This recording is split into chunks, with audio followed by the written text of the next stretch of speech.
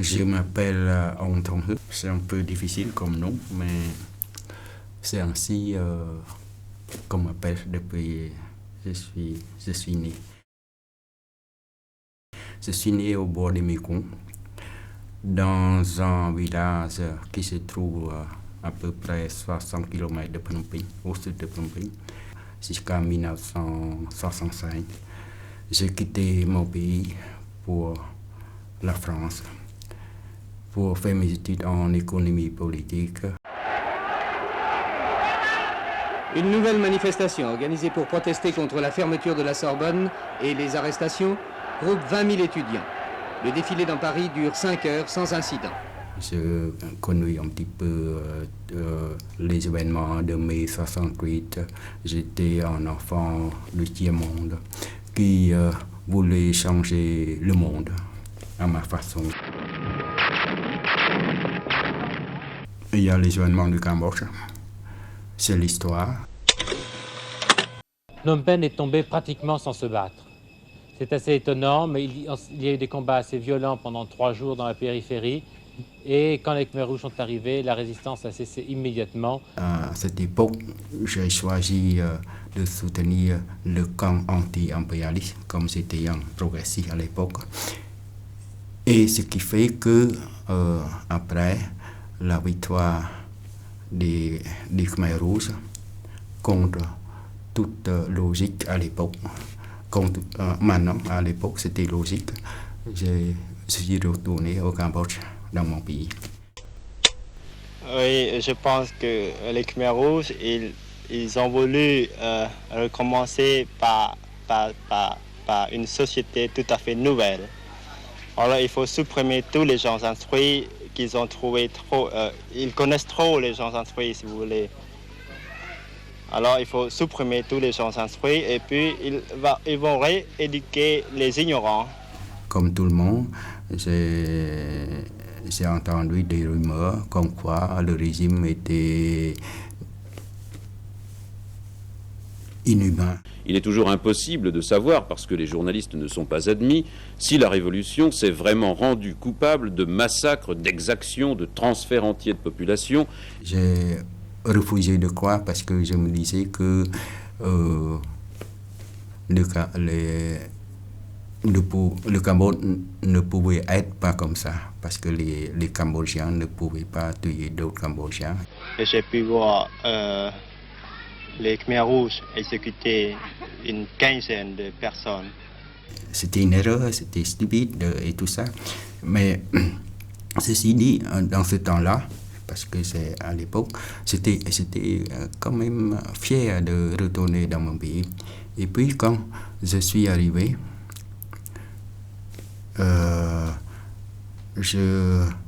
tout de suite, je me rendais compte que c'était pas comme j'imaginais.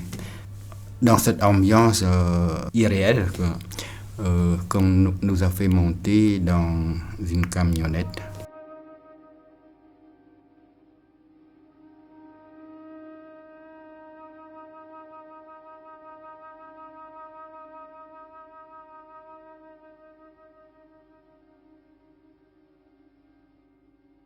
À environ 6 km de l'aéroport, on nous fait entrer dans un bâtiment. Là, on dit que c'est contrôlé par ANCAR.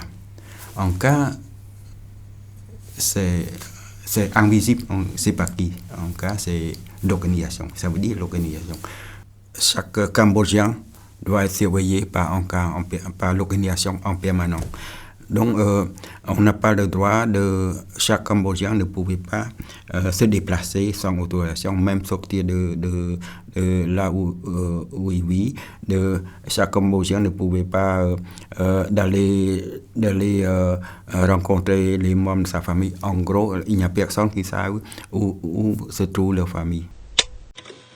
Il est sûr cependant que les Khmers rouges ont littéralement bouclé leur pays dès qu'ils ont pris le pouvoir. Le Cambodge est l'état du monde sans doute le plus fermé. Le secret pour les Khmers rouges est très important parce qu'il dit que le secret c'est quelque chose, si on sait bien garder le secret, c'est déjà la 50% ou 60% de victoire. Donc le secret est en principe révolutionnaire.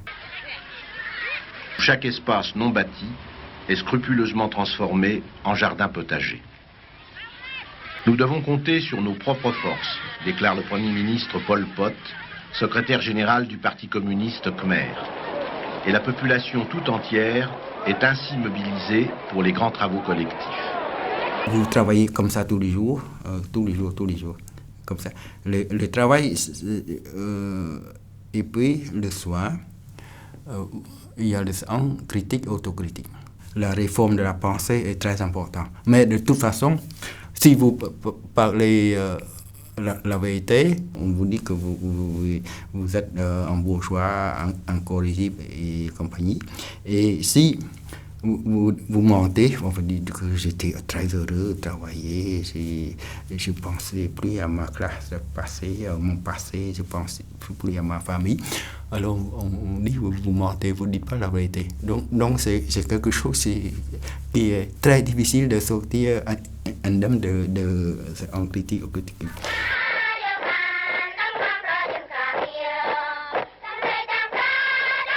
Le but principal, c'est de nous humilier, c'est de nous faire nous sous-estimer nous-mêmes, chacun, que l'individu ne voit rien et vous devez changer pour survivre. Mais même si vous changez, vous ne pouvez pas survivre parce que quoi qu'on fasse, il n'y a pas une porte de sortie.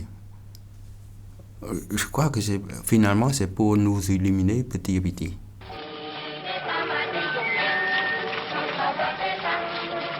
On vous fait travailler toute la journée, sous la pluie et tout ça, on vous fait travailler toute la journée. Et quand vous réussissez à finir votre boulot, enfin votre travail, vous êtes content. Je n'arrive pas à comprendre, mais à l'époque c'est tellement logique. J'essaie en tout cas de faire de mon mieux pour appliquer. Parce qu'il y a quelque part, il y a de l'espoir, en pensant que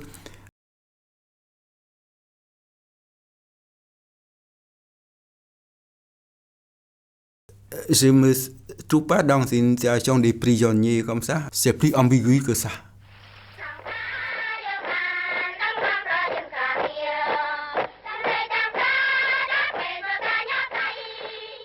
Ce comportement, c'est aussi dangereux. C'est les humains. Enfin, si je peux parler au nom des humains, mais je crois que j'ai réfléchi. Il y a beaucoup de personnes qui étaient comme ça.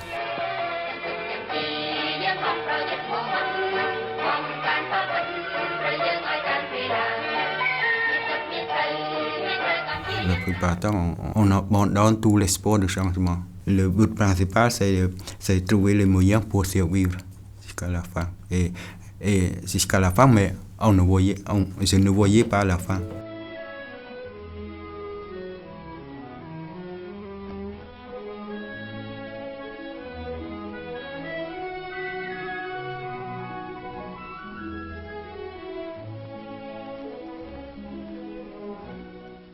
Dans ce temps-là, on ne savait pas, enfin, tout le monde pensait que les partants, ils partaient pour faire autre chose.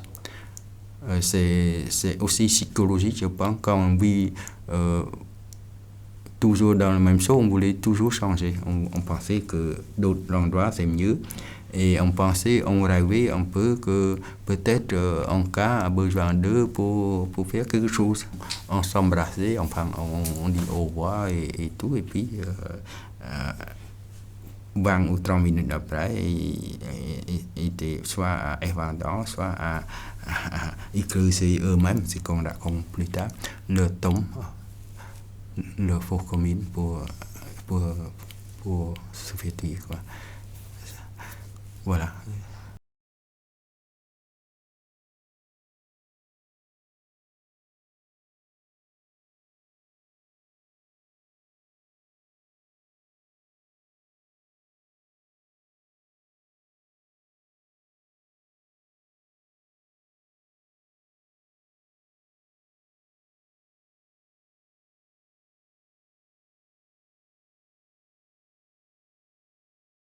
Et l'on apprend aujourd'hui que Phnom Penh, la capitale des Khmers rouges, serait tombée entre les mains de qui? Les Cambodgiens dénoncent l'agression vietnamienne, les Vietnamiens de leur côté affirment que c'est un soulèvement populaire qui aurait chassé les Khmers rouges au pouvoir depuis 3 ans. Tout cela est encore très imprécis, Mais compte tenu des difficultés que la presse rencontre pour obtenir des informations dans cette région du monde, eh bien, il convient d'être extrêmement prudent. Mais apparemment, ce soir, Phnom Penh est pratiquement entre les mains des Vietnamiens.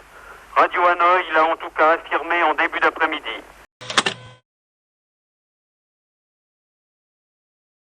Quand je commence à écrire, je me dis que quelque part ces gens vivent en moi. Ils voulaient que je reste en vie. Parce qu'ils ne m'ont pas dénoncé, parce qu'il y a des circonstances qui ne voulaient pas qu'on me tue. Et ça me donne une légitimité que je me fais moi-même. De toute façon, mais aussi une raison de vivre. ជាង3ទសវត្សរ៍ក្រោយមកអង្គជំនុំជម្រះវិសាមញ្ញក្នុងតុលាការកម្ពុជាបានបើកជាផ្លូវការនៅការជំនុំជម្រះនៅក្នុងដំណាក់កាលដំបូងក្នុងសំណុំរឿង002នៅថ្ងៃទី21ខែវិច្ឆិកាឆ្នាំ2011ប្រឆាំងទៅនឹងមនុស្ស3នាក់ដែលមនុស្សម្នាស្គាល់ថាជាមេដឹកនាំជាន់ខ្ពស់នៃរបបកម្ពុជាប្រជាធិបតេយ្យ Eux, ils vivent en moi, donc je dois faire quelque chose. Et même quand je suis vraiment fatigué, je me dis, en pensant à ça, je dis que je n'ai pas le droit. Je n'ai pas le droit de me taire.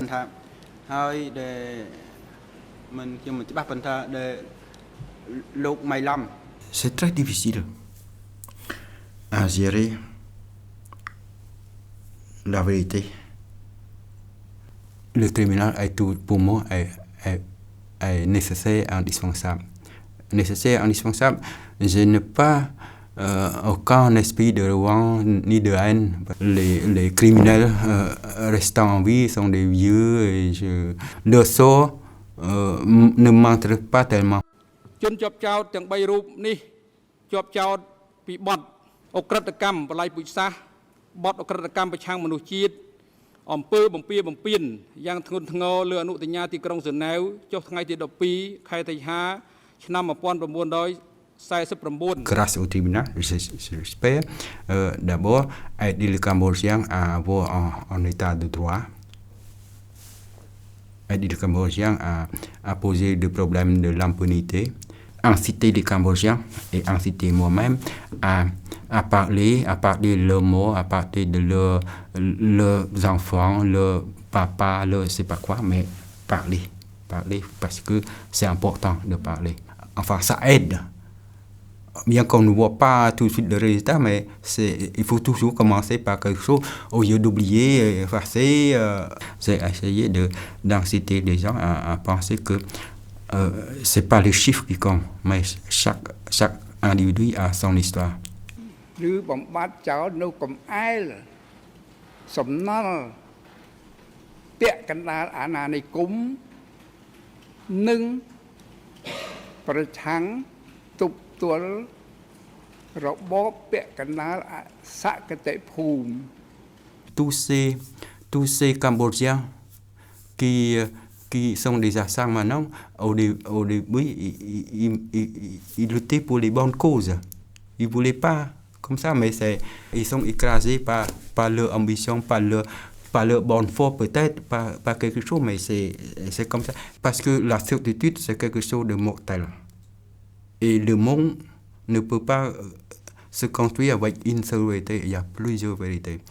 Il faut essayer toujours avoir des doutes, essayer de poser des questions. La vie est tellement différente, tellement des choses, mais il faut une tête bien trempée pour confronter à tout ça. Je dis ça, mon expérience, peut-être ça vous servira pas grand-chose, mais je sais une chose que le plus important, c'est d'essayer d'inventer vous-même votre futur. Il n'y a personne qui vous aidera. Et bonne chance, je ne sais pas. Voilà. Voilà, c'est comme ça. C'est comme ça.